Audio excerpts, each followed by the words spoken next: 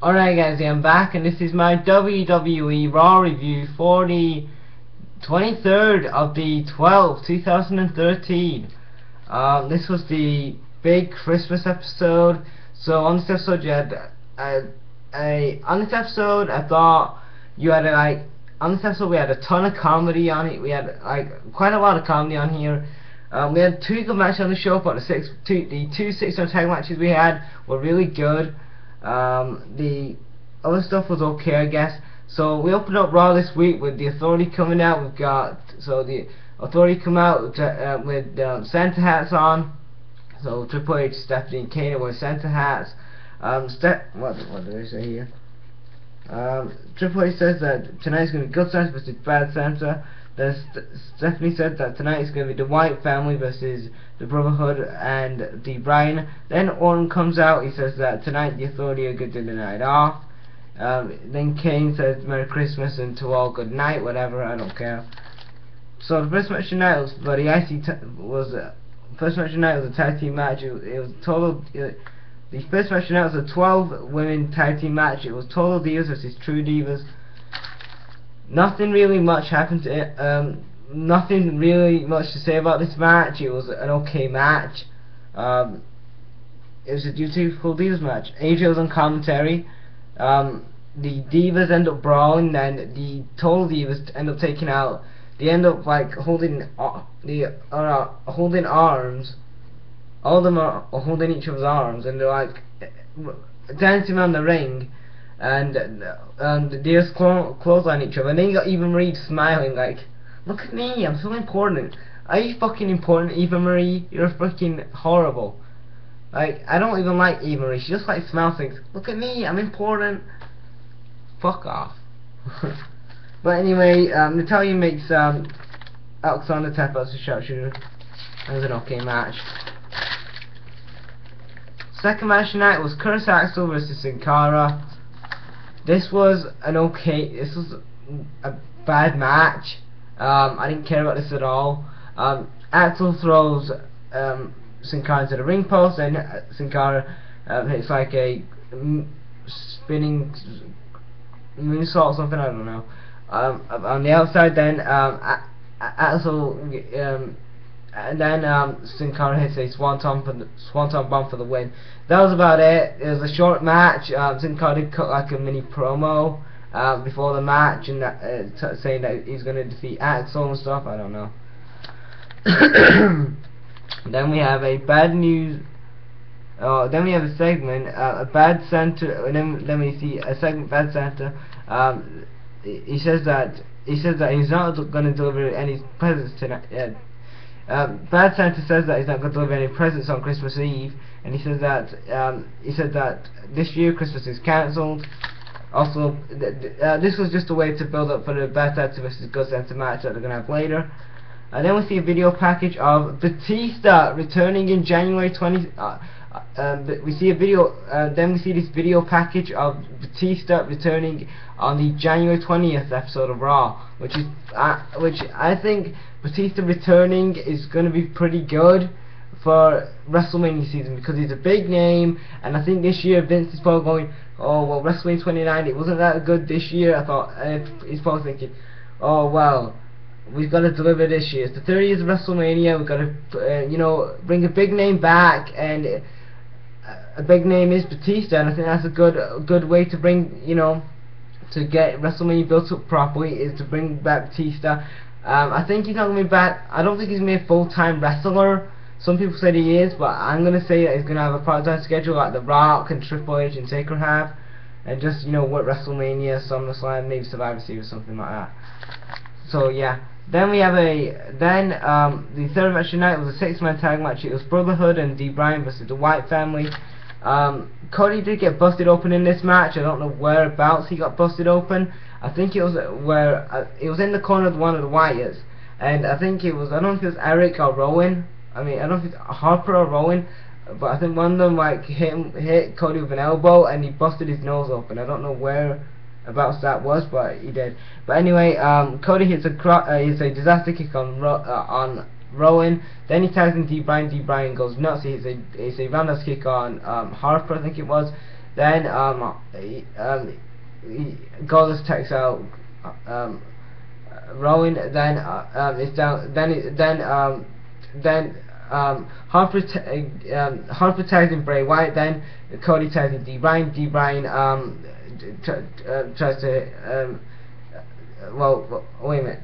Oh wait, no, D. Bryan gets a hot tag from Cody, so Cody and Bray Wyatt get a hot tag from the teams. Then Cody tries to go for disaster kick, but he misses. Then Bray Wyatt hits the Sister Abigail move for the win, and I thought this was a real good match. It got a lot of time, and I thought, you know, these two teams got real well, so it kind of looks like maybe we're gonna have a White family. It kind of looks like maybe we're gonna have a White. It kind of looks like the Brotherhood are probably gonna feud with the White family now, and D. Bryan's probably. I'm hoping he wins the Royal Rumble, but we'll have to see. And then we see a segment, a Christmas Carol sing-song with. So we had a segment, Christmas Carol sing-song, whatever it was. So he has Xavier Woods and R-Truth, 3MB, Santino and Carly singing Christmas carols. It was very goofy. I didn't really mind it, but it was kind of goofy to me. I don't know. It's kind of goofy. Carly sings bad. I don't know. The fans voted for, so Carly and Santino win. I don't know, some crap. Then the fourth match tonight was a presence on a pole match. Where the fuck the people? Where did WWE Creating get all these stipulations from? Like present on a pole match? Where the hell did they get that stipulation from? I don't know. But anyway, I thought this was a really decent match. Dolph with Master on Fandango. Then Fandango and Dolph were brought on to get this number 1 contenders match, but brought to get this present to become the number 1 contender for the IC title next week. So the brawl, and then Fandango throws Dolph off the turnbuckle. Then he hits his head on the ring step. So I hope Dolph didn't get a concussion, but he was fine after anyway. But anyway, Fandango wins the number 1 contender match. So it kind of looks like maybe we're going to see a Fandango versus Big E feud. I'm glad that they're putting Fandango in a feud than just him jobbing out every week. I'm glad that they're actually doing something with Fandango. It kind of sucks for Dolph though, that he's jobbing out to Fandango, but somebody's got to do it.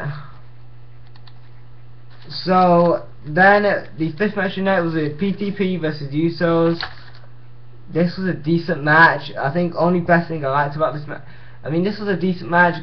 Before the match, there was a botch before this match. Darren Young forgot what town he was in. He thought he was in Houston, and he says, "Oh, let's say."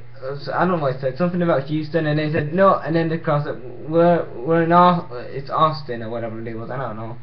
So anyway, the Usos hit one of the Usos hit a super kick and a splash for the win. That was about it. A decent match. Didn't care about it too much. 6th match tonight was Bad Santa versus Good Santa. This is a comedy match. This was like a no DQ match. The weapons you had were a toilet. Yes, it gets kind of weird. A fire extinguisher, a candy cane, and that was about it. So Santa hits Mark Henry with a candlestick, not a candlestick, a candy cane. Then Mark Henry throws Sandow, puts Sandow's head in the toilet. Then he sprays him with the fire extinguisher. Then hits him with the World's Strongest Slam for the win. That was about it. I thought this was a comedy. This was just a comedy match. Then we see a segment. Renee interviews Punk. Punk says that the Shield's been in WWE for a year, and then he brings up Big E and Cena. They do that hand thing, what the Shield do, I don't know. 7th match tonight was Real Americans versus the Los Matadores. The Cesaro hits a Cesaro swing on one of the Los Matadores guys. Then one of the members of the Los Matadores, they hit a suicide dive on Cesaro. Then the other one hits a crossbody on Swagger for the win. This was a good match. I thought this was a good match. Then I got kind of tired about this. I nearly fell asleep with this match. Ryback versus Kofi. Wasn't much this match. Very bad match. I didn't really care about this match. Ryback hits a Ryback hits a clothesline and a shell shot for the win. Bad match. And then we see segment. Ambrose says that Punk's something about Punk's in his shadow or something. Then Reigns says that Big E is swimming in the deep end with the shots. I thought that was a real good line. Then the ninth match tonight was a 6-man tag match. It was the Shield versus Big E, Punk, and Cena. Good match here. I thought this got quite a lot of time.